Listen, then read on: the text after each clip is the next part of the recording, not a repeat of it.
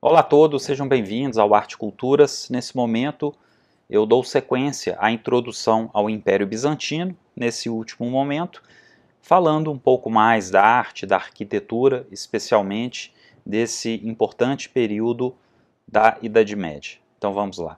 Bom, do século VIII ao século X teremos uma questão muito importante nas artes, que é o debate da iconoclastia, ou seja, é um tema, é uma discussão de ordem teológica que irá discutir a validade dessas imagens, aquelas imagens que têm uma herança no mundo helênico, no mundo clássico, esculturas, pinturas, por exemplo, se essas imagens teriam validade na cultura cristã, na religião cristã. Porque havia um grande receio de um retorno ao paganismo através do uso de imagens, através do conceito de idolatria, por causa das religiões pagãs que ainda existiam em grande quantidade no entorno do Império Bizantino. E sendo assim, a ideia da iconoclastia é justamente banir as imagens, assim como fazem os judeus, fazem os muçulmanos, que eram contemporâneos dos bizantinos. E nos dias de hoje nós temos os protestantes, que não adotam as imagens como os católicos adotam. Ou seja, a questão da iconoclastia ela é fundamental para o desenvolvimento da cultura religiosa católica, para a doutrina, para a teologia, tanto católica quanto da Igreja Ortodoxa Oriental e, consequentemente, para as demais igrejas protestantes que se seguirão após o Renascimento.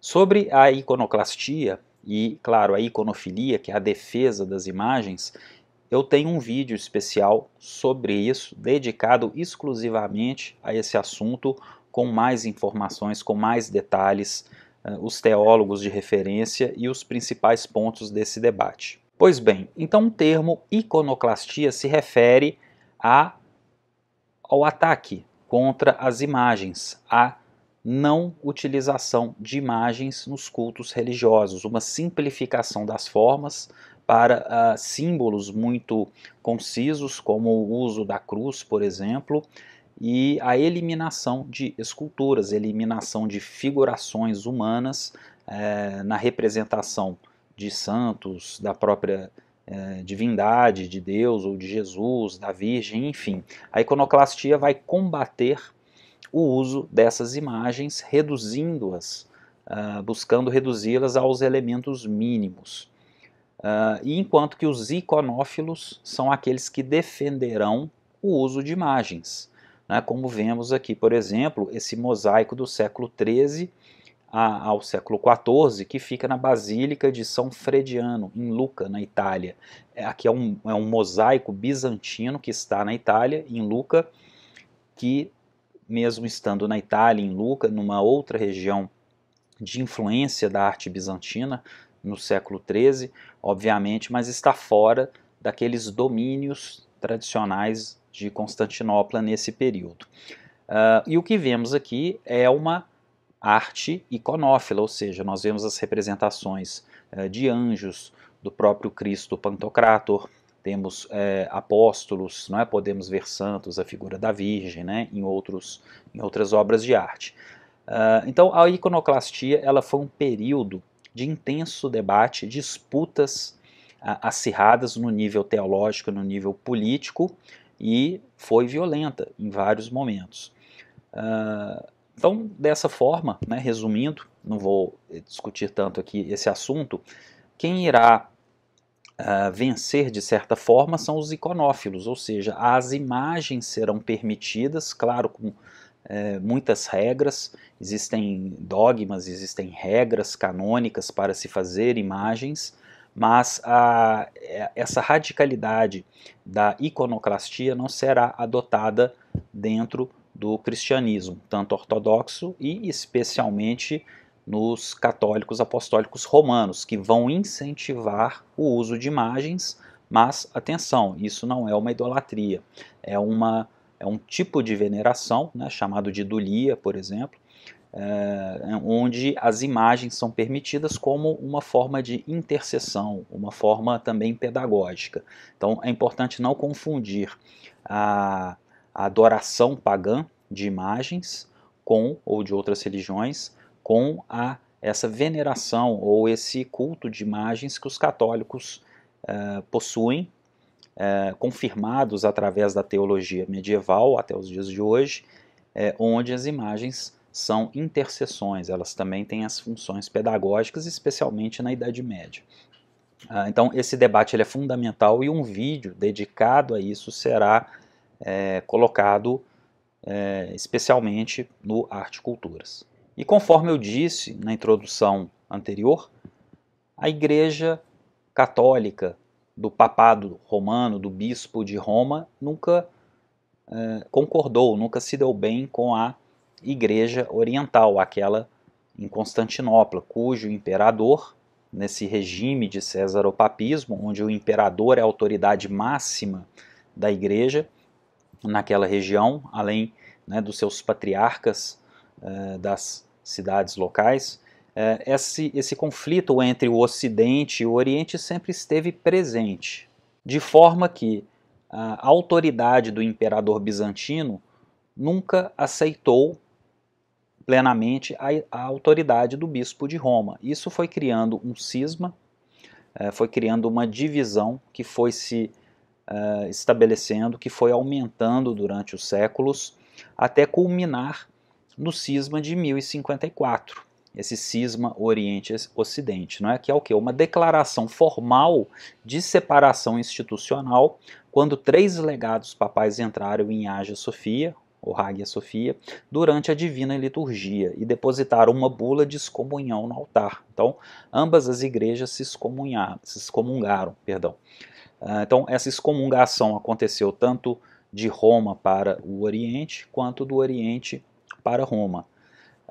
Então, esse período ele será também discutido com mais atenção nas aulas exclusivas do Arte e Culturas, onde eu destrincho o Império Bizantino com mais profundidade. É também desse período a expansão da língua cirílica, da escrita cirílica, aquela escrita utilizada em países eslavos, na Rússia, né, especialmente, através de São Cirilo e São Metódio. Né? Então eles criaram o alfabeto glagolítico, né, que é o ancestral da escrita cirílica, que é essa que vemos aqui nesse ícone, né, nessa obra de arte. Temos também o período da conversão dos búlgaros, dos eslavos, sérvios e os Rus, né, os Rus de Kiev, ao cristianismo ortodoxo, ou seja, toda a região dos Balcãs, a atual Ucrânia, Kiev, né, de onde vem o povo russo, etnicamente, o Estado russo ele nasce em Kiev. Então os Rus, que têm uma origem viking, serão esses formadores da futura nação russa. É claro que outros povos irão se juntar a isso tudo. Os territórios da Ucrânia, de Kiev, também serão conquistados futuramente por outros povos, os mongóis, os tártaros, enfim.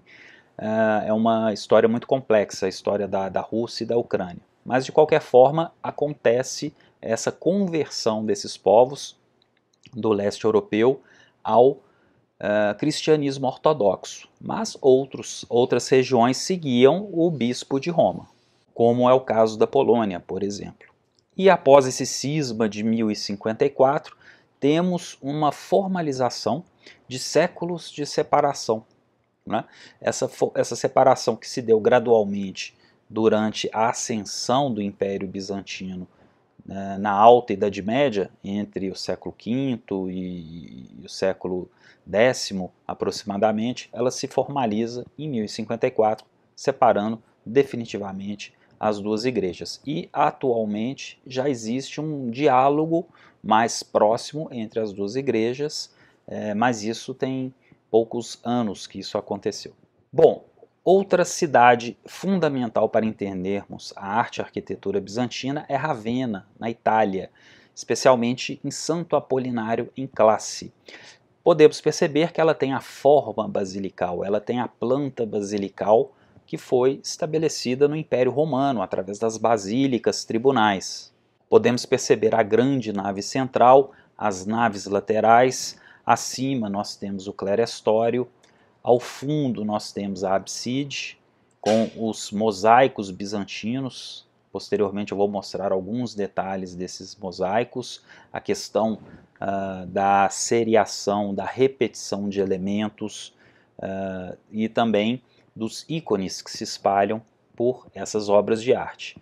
Então, a arte bizantina também segue a planta de cruz latino, seguirá a planta de cruz grega e a octogonal, como vimos anteriormente. Uma planta basilical da qual podemos comparar a Santa Apolinária em classe é a Basílica de Santa Sabina, em Roma, construída no ano 422 aproximadamente. Ela também possui essa mesma configuração de uma nave central, naves laterais, arcadas com arcos de volta perfeita, de volta bem arredondada, o arco romano, o arco de volta perfeita, e as colunas com capitéis coríntios. Então isso marca aqui uma característica fundamental de uma continuação das tradições do Império Romano para a Idade Média. Então, aquelas grandes catedrais góticas e românicas que vamos ver na Baixa Idade Média, depois do ano 1000, elas também seguirão esse modelo de planta basilical em sua essência, as grandes igrejas, as grandes catedrais. Então, isso aqui é uma ponte, esses elementos, esses edifícios são uma ponte para a arquitetura que se seguirá não só na Idade Média, mas no Renascimento, no Barroco, até os dias de hoje. Encontramos isso nas nossas cidades com bastante clareza. São comuns esses tipos de plantas basilicais. E também havia dito que várias igrejas foram construídas ao longo de séculos. Temos, por exemplo, a Basílica de Santa Maria em Trastevere, em Roma, que é uma igreja titular e basílica menor, e a planta básica e o formato das paredes do edifício são da década de 340. Ela segue uma planta basilical tradicional da época da Basílica de São Pedro, no Vaticano, da época da Basílica de São João Latrão, nos primórdios dessas basílicas, dessas construções, ainda sob influência do imperador Constantino. São muito antigas, do início dessa formalização do cristianismo dentro do Império Romano. Mas toda a estrutura da Basílica de Santa Maria em Trastevere, ela é do período que vai ali de 1140 e 1143, já nessa vigência bizantina. A Itália sofreu uma influência bizantina muito forte nesse período. Para termos uma ideia, 1140 é a data da reforma, da grande reforma gótica que acontecerá na abadia de Saint-Denis, na França, pelo abade Suger. Então, enquanto o gótico estava florescendo ao norte, na França, a Itália estava sob uma vigência não só do românico, que antecede o gótico, mas do bizantino, especialmente nos ornamentos, nas decorações internas. Então, cada região precisa ser estudada com as suas particularidades. Posteriormente, o gótico penetra também na Itália, mas com dimensões um pouco mais modestas em vários lugares. Então, o primeiro santuário no local, Santa Maria em Trastevere, era uma igreja doméstica. Foi construída entre 221 e 227 pelo Papa Calixto I e reformada pelo Papa Júlio I. A igreja está decorada com mosaicos do final do século XIII, obra de Pietro Cavallini. E aqui temos a ideia do interior de Santa Maria em Trastevere. Inclusive, essas colunas de ordem jônica, vemos algumas aqui coríntias, elas foram retiradas de outros edifícios romanos da antiguidade, como por exemplo as termas de Caracalla. Podemos ver que o seu forro ele é composto por caixotões, adições de períodos posteriores, do Barroco, né? E na sua abside nós podemos ver esses mosaicos bizantinos, referidos anteriormente, com as figuras icônicas dentro daquelas regras de proporção, de verticalidade, o douramento metafísico, a ideia do ouro, enfim. Então é uma das basílicas que vamos estudar com mais atenção nas aulas de Império Romano. Então também na aula de Império Romano eu trato dessa basílica e faço referência a ela também em outros momentos durante a Idade Média. Vemos aqui um outro detalhe, né, um pouco mais próximo da abside, em Santa Maria em Trastevere, onde podemos ver as diversas figuras religiosas, apóstolos, santos, temos a figura do cordeiro, né? E essa seriação, essa repetição que será característica da arte bizantina, as tesseras dos mosaicos bizantinos, as representações das vidas de Cristo, da vida dos santos, será muito comum dentro de toda a arte bizantina. E outra figura muito importante na Itália, do período bizantino, de influência bizantina na Itália, é esse Cristo em majestade, é um Cristo imperador, que está no batistério de São João, em Florença, em frente à Basílica de Santa Maria del Fiore. Nós podemos perceber, né, esse Cristo majestoso, que é um Cristo bizantino, na sua essência. É um Cristo que não está sofrendo, não está sentindo dor. É aquele Cristo que está fora do tempo, ele é atemporal. Ele governa o universo como um todo.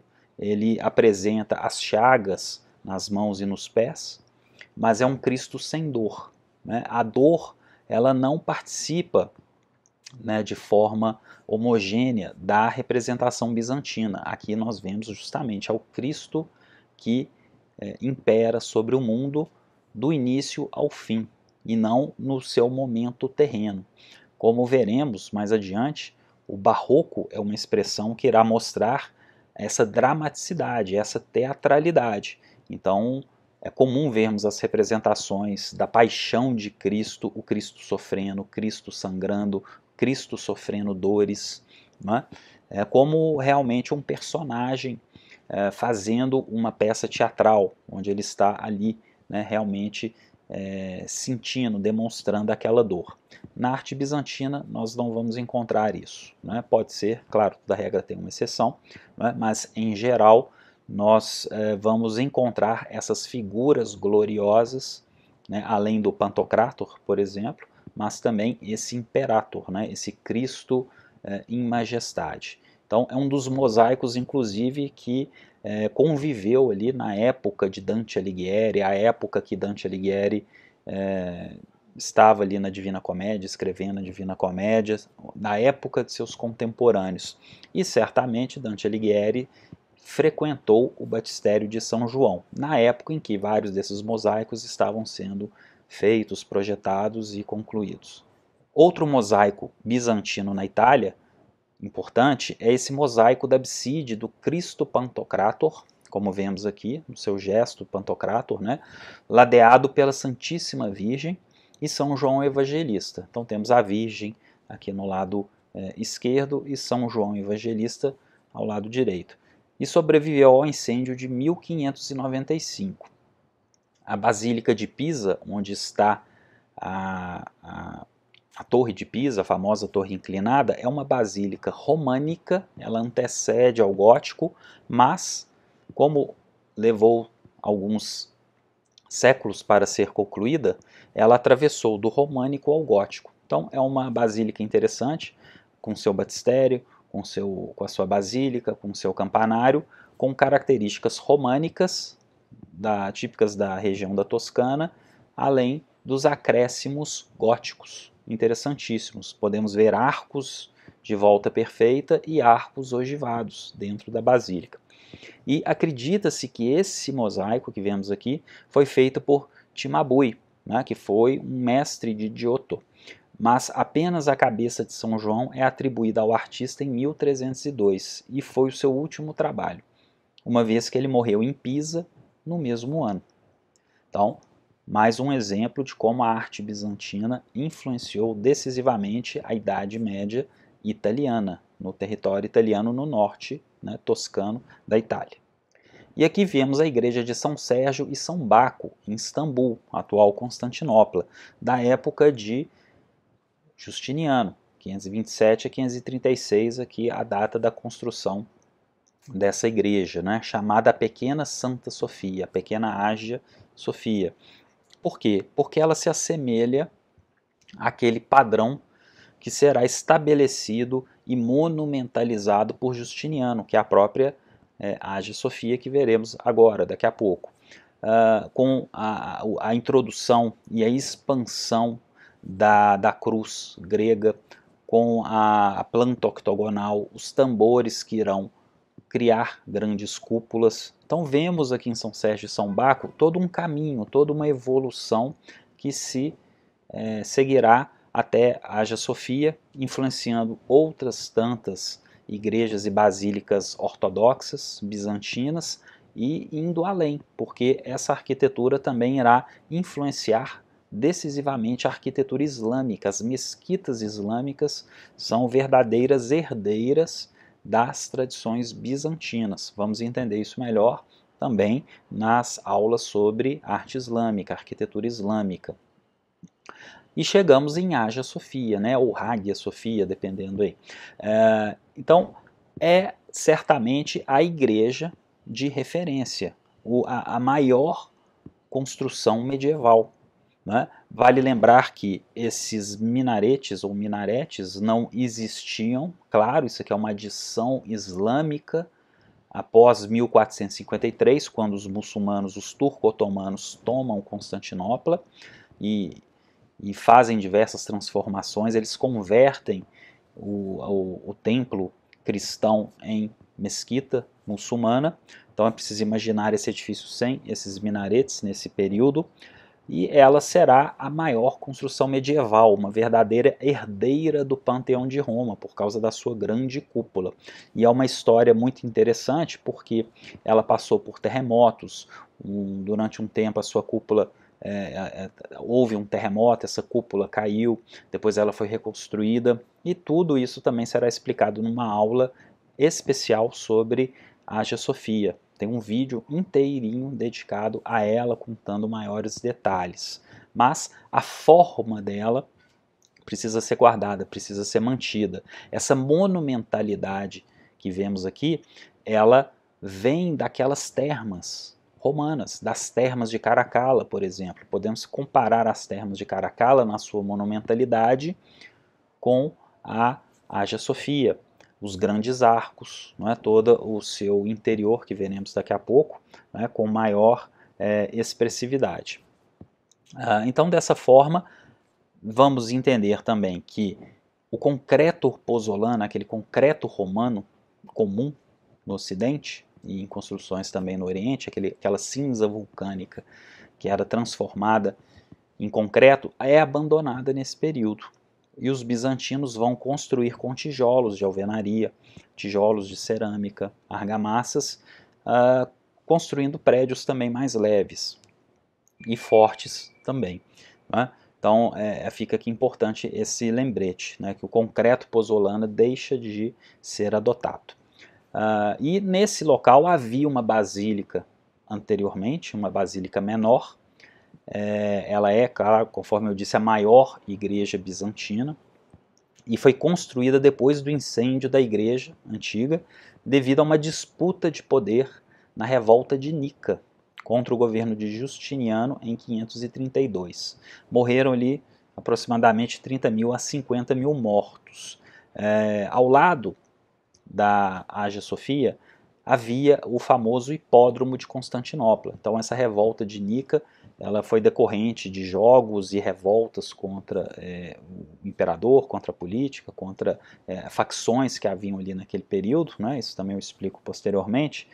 E a partir dessa revolta, Justiniano se impõe com bastante força, com uma mão muito forte, né? Uma mão muito pesada, e acaba nessa quantidade de mortos aí, em torno aí de 30, 50 mil pessoas. Então essa revolta social, ela acontece e marca um período em que Justiniano se impõe com muita precisão. E há uma remodelação completa da catedral destruída, e dessa forma precisa enaltecer o seu governo, né, de certa forma devolver aquilo que havia tirado, né, ou que havia combatido, dando à cidade uma construção monumental, marca do seu poder, né, marca da sua autoridade divina e secular, né, conforme ali a tradição césaropapista dos imperadores bizantinos. E aqui novamente podemos ver uma pintura que representa o interior de Hagia Sophia, com toda essa magnitude dos douramentos. É claro que essa pintura representa a Hagia Sophia após a conquista muçulmana, quando diversos ícones, diversos mosaicos foram removidos ou foram cobertos para atender às necessidades da mesquita, da nova religião que se instala em Hagia Sophia após a conquista muçulmana sobre Constantinopla. E podemos ver atualmente esses mesmos elementos muçulmanos pela igreja, e ao mesmo tempo que alguns mosaicos, diversos mosaicos bizantinos, começaram a ser restaurados e revitalizados após a secularização da igreja, terminando ali um pouco depois da Primeira Guerra Mundial. Então, durante a maior parte do século XX, a Hagia Sophia se torna um museu, e recentemente, em 2020, o presidente Erdogan da Turquia converte novamente a Hagia Sophia em mesquita. Então ela deixa de ser museu e volta a ser uma mesquita, como era desde 1453. Outras construções importantes de Constantinopla, conforme eu havia dito no episódio da Revolta de Nica, é o hipódromo, né? Tanto o hipódromo que podemos ver aqui, que é na verdade um grande circo, ele se assemelha muito ao Circo Máximo de Roma, e também o fórum, que veremos alguns detalhes daqui a pouco, né? Não existem tantos resquícios e informações como era esse fórum de Constantinopla, mas o hipódromo de Constantinopla, o circo de Constantinopla, já possuímos um pouco mais de informações. Então ele é um típico circo romano, como vemos em Roma, no Circo Máximo, ou o Circo de Domiciano, que é a atual Piazza Navona, em Roma, construído em cerca de 324, iniciado em 324. Ele foi renovado, foi monumentalizado por Constantino I, ele vai adquirir um tamanho muito grande, comparável aí ao Circo Máximo de Roma, com 100 mil espectadores, o dobro do Coliseu, com estátuas, obeliscos e obras de arte. Esses obeliscos e outras obras de arte também compunham a espina, que é o centro do circo, por onde os cavalos, né, ao redor, por onde os cavalos corriam. Temos referências de Héracles de Lisipo, coluna da serpente de Delfos, que ficavam na espina, e o obelisco de Tutmés III, do Egito, que também ficava na espina. Essa coluna da serpente é uma famosa coluna que se localizava no oráculo de Apolo, no templo de Apolo em Delfos, na Grécia, que era considerada o centro do mundo grego, o centro do mundo religioso grego. Também havia nos cárceres, né? Os cárceres é justamente esse ponto aqui de onde partiam os cavalos, né? Os cavalos iniciavam suas corridas a partir do cárcere, e sobre o cárcere ficavam ali os famosos cavalos que foram transportados para Veneza, estão na Basílica de São Marcos, veremos isso também mais adiante, em 1204, quando a Segunda Cruzada promove um verdadeiro saque em Constantinopla. E desse saque, diversas relíquias, obras de arte serão transportadas para o mundo ocidental. O Fórum de Constantinopla, ele tem a sua fundação também por Constantino I, né, justamente nesse ponto aqui com uma coluna central, a coluna de Constantino, marcava o centro da cidade, e o ponto central ao longo do Messi, a principal estrada cerimonial, um tipo de curso, né, uma estrada que vai ligando a outros pontos importantes, outros fóruns, né, que a cidade tinha. Então ela cria uma via monumental, uma via que certamente possuía grandes edifícios, obras de arquitetura de referência da época. Ela tinha uma provável forma circular em pórticos e colunatas, 2 portões monumentais a leste e a oeste. Então as entradas principais, essas entradas triunfais, eram esses 2 grandes pórticos, 2 portões a leste e oeste. A coluna de Constantino ainda está de pé em Constantinopla, e claro, o saque de 2004 ocasionou uma forte destruição desse fórum e o roubo, né, o saque dessas obras de artes que haviam no fórum e na cidade. Importante lembrar da arte da arquitetura bizantina os capitéis, esses capitéis que têm a sua origem na Grécia, no mundo ocidental na Grécia, as ordens dórica, jônica, coríntia, depois os romanos desenvolvem a toscana, a compósita, e do Império Bizantino em diante, na Idade Média, nós veremos algumas variações desses capitéis, especialmente o capitel coríntio, que vai receber esses rendilhados, e outros capitéis que até se afastam desse formalismo da forma do capitel coríntio, mas que guardam lembranças, guardam referências, né? E também temos a adição de capitéis historiados. O que é um capitel historiado? São capitéis que contam histórias de santos, algumas histórias de reis, de passagens tanto históricas quanto bíblicas, ou alguma coisa referente à cultura local. Isso será muito comum na Idade Média Ocidental, no período românico, no período gótico. E os capitéis bizantinos têm, certamente, toda uma marca cristã. Eles têm as referências ao cristianismo de forma a evidenciar, obviamente, a arquitetura vinculada às doutrinas cristãs.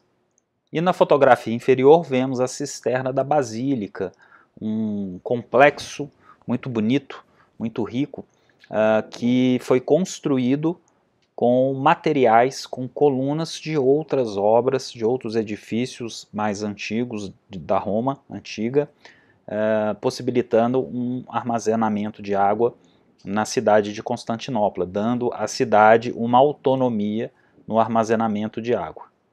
Haviam outras cisternas na cidade, mas essa cisterna é a mais monumental, a maior delas, e atualmente é um museu com restaurante, atraindo um grande número de turistas.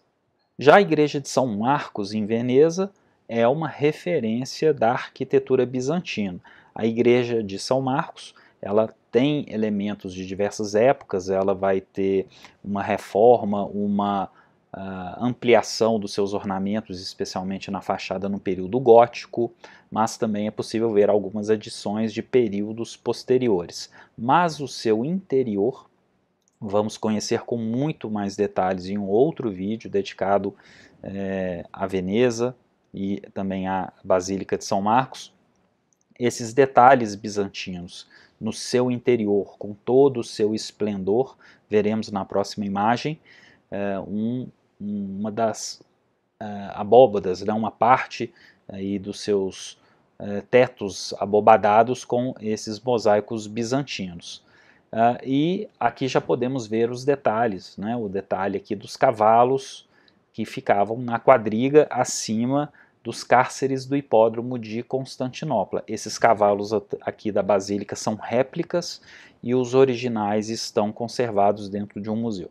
Se destaca na arquitetura da fachada da Basílica de São Marcos esses arcos de volta perfeita, característicos não só da arte bizantina, mas também do românico, que ascende após o ano 1000 na Europa ocidental, temos a presença de mosaicos, muitos desses mosaicos são mais recentes, mais modernos.